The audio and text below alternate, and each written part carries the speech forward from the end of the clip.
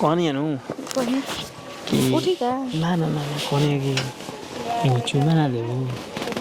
साला ठीक कहल बा खिसा में गांव घर के कपड़ा कहियो ना सिए के चाही आ जौनो में मेहरारून के कबो ना सारा बा और जो बनाई नु जब ना के खाए के ठीक नहीं वो सब सरले उगुले लिसन एकदम एक बाप रे बाप कातना भेटनर घर के हई सन के नीचे ये समझाइए के नीचे एको अभी तक ले ना आइली सन कि हाँ तनी बढ़िया से तनी बोला सन बतियाव सन हम साला कितना बढ़िया से साला सवेरे सवेरे अगरबत्ती बाहर के बैठने के चला दुगो ये सगाह की तनी दुगो के छुए छावे के मिली तो ई ससुरा का हम कहीं खालसा ई बूढ़ सुड़ के यावा त सीए के का हम कहीं हां कौने बानी जी रहुआ क्या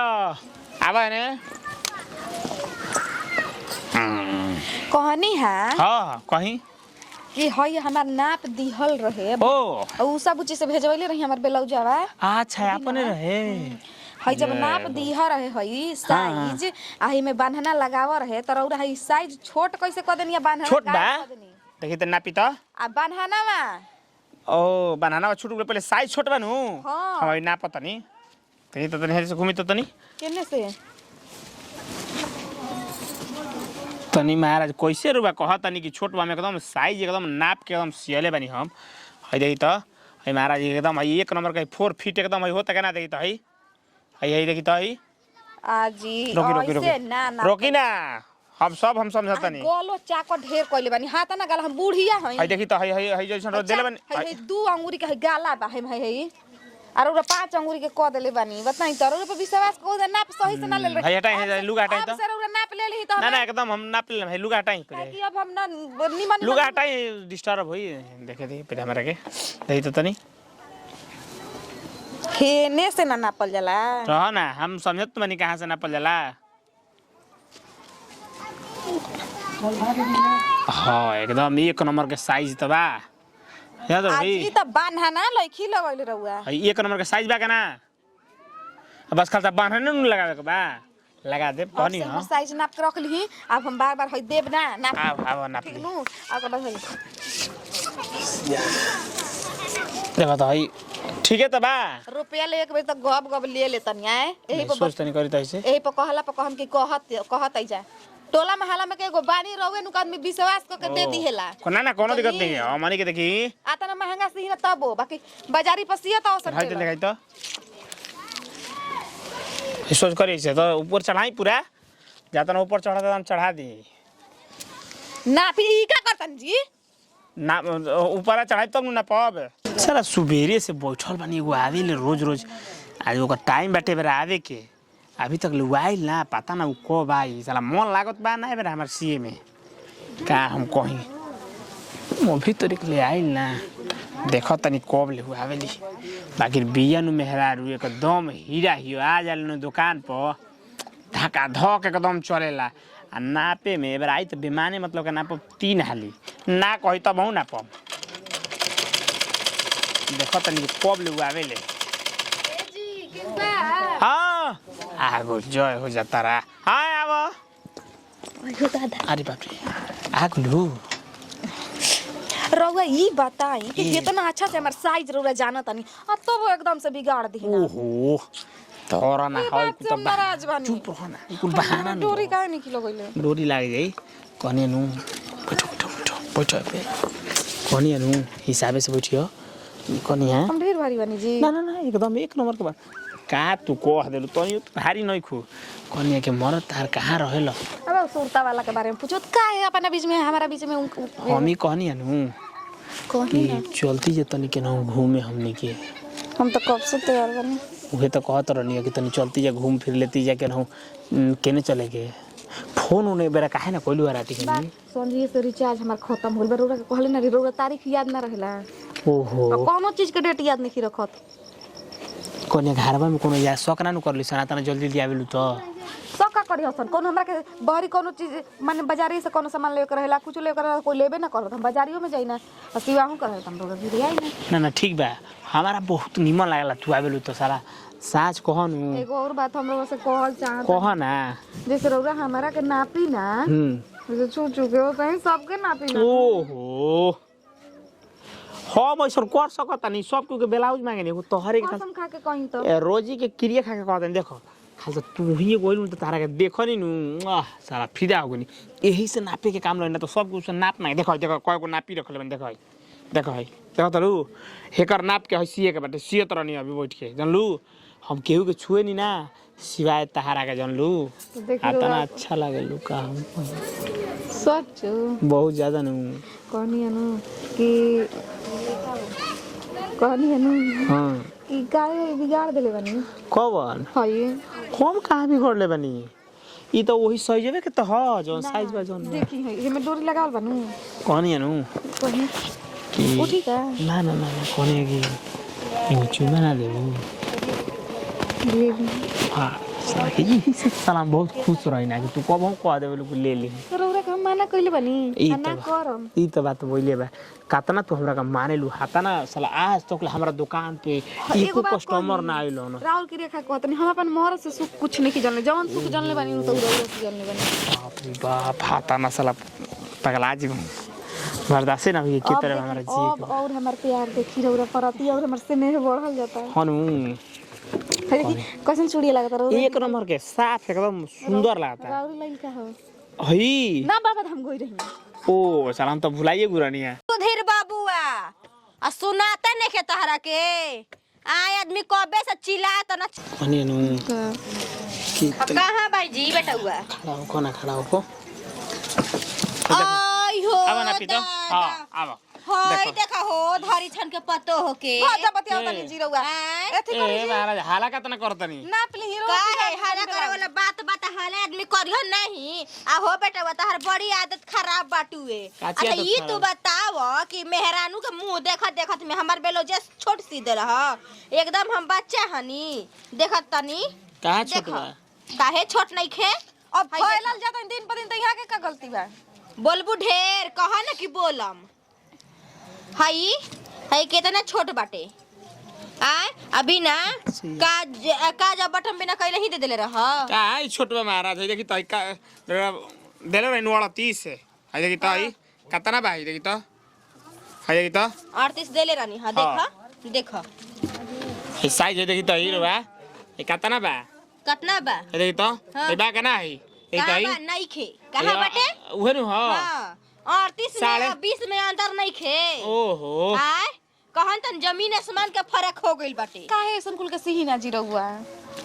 तर भत्तार होवन का पहले प्रेम से पहले बोले के सीखा पहले प्यार से बोले के सीखा केहू को कुछ बोल देबू काहे बोला 50 रुपया का दे रखो 50 रुपया का दे आदमी की ले दिल में बैठा के सीए तड़ त खराब ना होता तो तारो दिन को उठिले रही काहे कहते हैं के मौक 76 बिया हां देखी ढेर मत बोल यही चलता कोई के गोदी में बढ़ जाले देखी हां खतरा दिन से आवत को ऐसन बात भई रहला तार लोग तू लोग ने ना भेलू लोग आ तब 76 हो गनी हम ना सुनला ही रही लेकिन अपने आंखी से आज देखेला नहीं कुर्सी पे बैठा के का करत रहला अरे ये बैठल ले तो चटी करत रहला जाता हम लोग आ एगो दूधवा लेके उठावत तड़ू आई दूधवा नहीं की उठावत हम सच्चे बात कहत हनी तीनू आ सुन ला आज के बाद हम तोरा भी नया सिलाई सीखे एथी करे सिवावे कुछ यो समझ ली ह नहीं ना आ कोई के आवे ना के तो यहाँ। देखे तार ग्राहक हम भड़कावत नहीं जाना देख ली ह तू बेटा ग्राहक से हमरा क्यों काम हो बेकार के जो बहुत नकी धंधरे छोड़ दे हम मन करता हम लोग बन कर बाकी ये धंधा बाकी तार से मिल लीला कुछ औरों के दुकान करम तो मिली तो कैसे भी न भी कोई बहाना न बा जो मुझे आ जाली सुनी अब तो दिल प्रेम लागी गेल बार ओरा कहू रहन त हम पहुंचिए जे तो ये हम कहत रहनी है कि मन कर दी करके हां हमरो ठीक ना लागला और दूसरा के साइज जाना ओहो हम ना छुई ना तू बाप के काहे ना समझे साइज जान जाए ना नु जानो देखो सब साइज न आवेला देखो तारल कैसे मंगले बानी वो तो जान से तो नापे कम तो रोल कर देना बुझाइल बात है साला का कोई मिजाज एकदम खराब होता हटो तो दूर हटो तो ये सब दूरे रह के आ जाई बिया में हररुआ घरवे में आज ही बहरिया भक दुकी हट नो अरे आ जाई नो समझत नहीं खूब बात के नो ओहो आज अरे आज बाबू पापा हाँ आवा दूरे रह हाँ लेवा चावा दूरे रह चाहे रह तो हम आके पी ले अब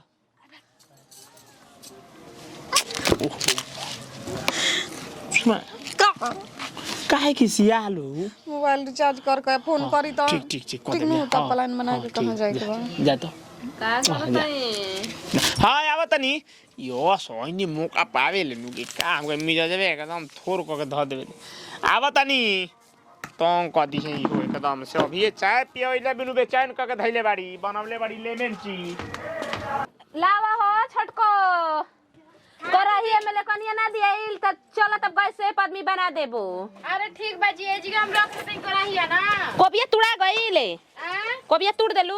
जी दीदी तो हई दू तीन गो काहे के रख देलौ तू तो घटिया छिनारे बाड़ू हो हई दू गो काहे के रख देलौ देवर बाबू के खिया खातिर राती में बाबूआ कल सुबह आ जाए तो करके लंच बना के दुगो आलू डाल के भुंजे ऐसे रख देला है। अच्छा ठीक कइलू सुबह सुबह कहां जाम जलावे बताई आ हो कने एगो नया समाचार सुनले हड़ू का हो जी ये से तहर मारदा छन कल रहेलन कोनो भी परचून के दुकान भी जौना भी मरद रहेला सन त ना जाय देवेलन कोनो टेलर पर रहेला सन त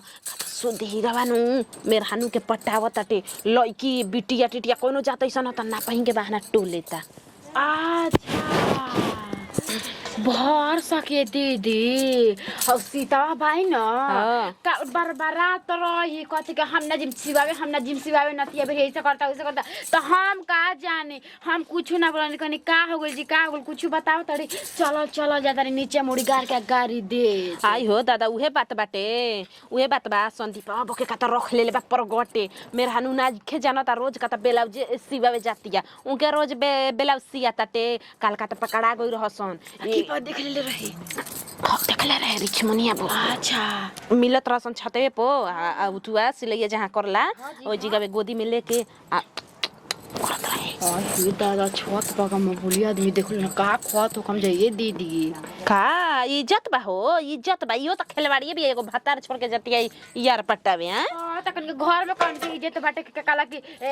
समाज में गांठ वाला इज्जत बनावत चली हन जा घर में पहले कोई जायदा ये कने हमनी घर के मरद ठीक बावा सन ना परचून के दुकान पर जाय देबे लसन जहां आदमी के दुकान जहां रहेला ओ जगह जाहि न देबे लसन जाने लसन की देते देते ऐसे आंख दबा दियसन का उठ बटे आजकल के आ लइकिन के कम हमी हो के चाहे कोई कम मती फिर जाई आदमी देखेलन सुगर सागर मती फिर जाला हां ठीक कहता नहीं रहुआ वहां का हमारा का ना जाय देवे नहीं तो हम इतना गलत इंसान को का हम बोल दे उल्टा सीधा करे वो ना जाय देवे नहीं एक अक से मेहरारू मर्दाना बालसन के अपन मेहरारू के नु जाय दियसन कि जाय रहनी धनिया किन के लेके आवे एगो रहुआ पानी आज हमरा समाज में आ गइले दीदी हमनी घर के मर्द में कोनो मिल जियसन हो हमनी घर के मेहरानू में अभी हमनी को आंटी करम जी तो हमनी के मर्द भी उतना हौसला बा औकात बानू कि पखुड़ा चढ़ा के हमनी के घर में रख सकत बसन बाटे रख ले लस्त बा ओकर मरद के उ त खुद छोटा बुड्ढा ऐसन चलेला हेकरा घरे होकरा घरे हां लगला कहां पोछा लगा चलेला दूध पक को चटनी पिसाई धर धर कान बा दी कौना के रखल ऐसन ऐसन त गांव में हाला होता हो दादा ना गांव में अभी जते नहीं के गांव ही के बेटवा बेटिया भाजा मारे लागत हवन ई घर से बाहर मत निकल ना त जानता नहीं ना ए दीदी रवा जानता नहीं जन देखले भी एक कने करे घरे जातनी चार गो बात जब से हमू ना करनु त रहल ना जाई दूसरा घर के त बड़ी करत रहीगा होने के बात होने आदमी करिया ना हो इहे गांव टोलवा में नु रहे के बाद आदमी बतिया सिकैतवा जनिया तबे नु कोई टकराई त ओ दिन आदमी गई हन झगड़ा लड़ाई हो जी देखो चटनी पीस द आ कोबी एकदम गोले गोले पकौड़ी छान द तनी आव तनी नीचवा से घूम के देखो के सब ठीक बा हां आ देखी देवर बाबू आइम नु त दूध धिका के चाहे चाहवा गरम गरम में बना के दे दी ठीक बा पकौड़िया आव तनी तुरंते हां आ कतरनी चावल बनाई ह ठीक बाटे लेकिन दीदी कहता नहीं दादा कि का दुकान दर्दी डायरी पर आदमी जई हन ऐसा ही का कला का अच्छा रंग लगा देते सन देखो गांव में के गांव में पकड़ा गइली सन हमरा से काम चला बाटे अरे मैया बबुआ बुचिया बा अनन्या सुन अब नहीं जियो रे एकदम लइकी कहल नहीं खे मानत रे ये सुन बैठ एकदम तू कहल नहीं मान तू पिटाई भी हैं कौन है अपने बहन के जैसा हो निकलबू हैं हो 18 जो यही पता का कुच्चा जेबू ललो बस स्थिरा जेबू ठीक नु ठीक बा ठीक बा ठीक बा ठीक बा कहती है ठीक बा कहती है मारत हो अने जा घुमा जा जा बेटी जा देखा तनी ना जी मुथवे हो गइल बाड़ी बेटी पर हाथ छोड़ आइए आइए दीदी जी चाची जी कहताते आइए दीदी जी का कहीं जी दीदी आजकल जुग जमाना बड़ी खराब न बटुए जी आए देखो तनी गोइनी ह सुधीर भीरा ब्लाउज देले रहनी ह त आ नते छोड़ ते सिए देला स लेकिन ऊपर से ये दीदी हम नहीं खी अरे कोई अरे हाई विनोदवा बहू गोदी में बैठ के आराम से हमारे बुझा चुमा चाटी करत रहा सन ये दीदी देखो नहीं तो हम लाजने लाजा कोई नहीं एकदम जी हमार मुँह एकदम बन गई जने हम लाजा कोई नहीं जी दीदी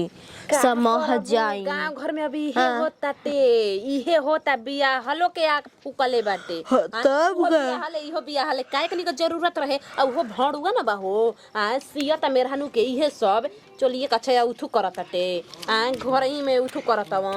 अच्छा ई रउआ बताई कि अगर नीमन रहतन तो अब ले बियाह ना होईते इहे लुरिया पर केहू अगुआ नहीं खे उठत यही लुरिया पर ये दादा हम तो खाली सुनले रही दीदी हम अपने आँखी से देखनी ना हमारे आँखिया देखी ना ऐसे वैसे ही रह गई एकदम में आ मौगी के लाज ना लागल हिया ऊपर से धूर एकदम झाड़ के खाड़ हो गइल से ना धरछाई उहे त आदमी ठीक बाने ओतने पंकर सास बुझाला कि बाप रे बाप सीना टाइट क के चला तड़ी ससुर ऐसा है हाकली हने पर गम अछि हमार बेटा हमार पतो हमार बेटी ऐसे गांव तमाम में केहू नहीं खे अपन बेटिया पतो के नहीं खन देखत कि हमार बेटिया पतो या कौन चाल चलत ऐसा ना कौन रास्ता धइले भाई स आउ त ठीक बाटे साया बेला फ्रीए में सिया जाता हां सिरिए फ्रीए में सिया जाता का करबू तू आखी देखलू हम आखी देखनी है जी दीदी हां पूरा हनी हाला कइले बैसो कि देखल तब कहाला होई ना जी हाँ कोई नहीं है ना तो कहनी है कि हां ये तो उनका से इतना हम बने नी आ बोले नी उनका घरे उठल बैठल सब जाता नहीं तनी उनके सब धीरे धीरे पूछाई खाती आइल हां ना जी आवत रहनी हन ओनिया से तबे उ भेटा गइल है रूखी बूढ़ी तो कहनी कि का हो कनेवा कहां से दमक तो आवत एकदम ओनिया से आ देखो तो बुझाता खिसियाइल बारू तो हम कनी का जी ऐसा ऐसा बात हम अपने आँखी से देख लेनी आजकल कौन जमाना हो गई चाची जी तो कह लगली कि हाँ ये बचिया का करबू मर्दा मने ना भावत होगी तबे न दूसरा भी जाता अरे जाना तनी न कि आजकल एगो भातार ते अपन रहते बाटे दूसर को भातार पर तैयारी आदमी पक्का बाटे अगर जैसे आप मतरिया वैसने पक्का बेटिया होई इहो समझ ले हम हां जतिया हमका घर पतो हिया हां मर्दा त हमारा जे मिस्त्री के काम करताटे ई तक के जन टेलर सियता रोज पैसा एकरा के 3000 4000 मिल जाता हां तब का हिनु ए अरे लोभी हो गइल बैसा अरे हां जी सब जानतानी तार घरे ये खटियाइल हनी चल बात पूछा गेल कोई आई तो छिपैया मत काहे खाती जी काहे खाती छिपाइम हम जाके गोदी में बैठ के चुमा चाटी करती तो हम काहे थी करब चाची घरे कह दी उहे ना जाई चारों तरफ ढोल बजवाई हां जाई खूब अपना पतो के हाथ ना बड़ाई बतियावे ले आज लग सुन हां कहम नहीं हो हमरे ननद के काका कहले रहलिए जा उ दिन हम भुलाईम कहबे करम अभी तो एगो दूगो से कहले बनी अभी पूरा गांव से हम कह हां बुचिया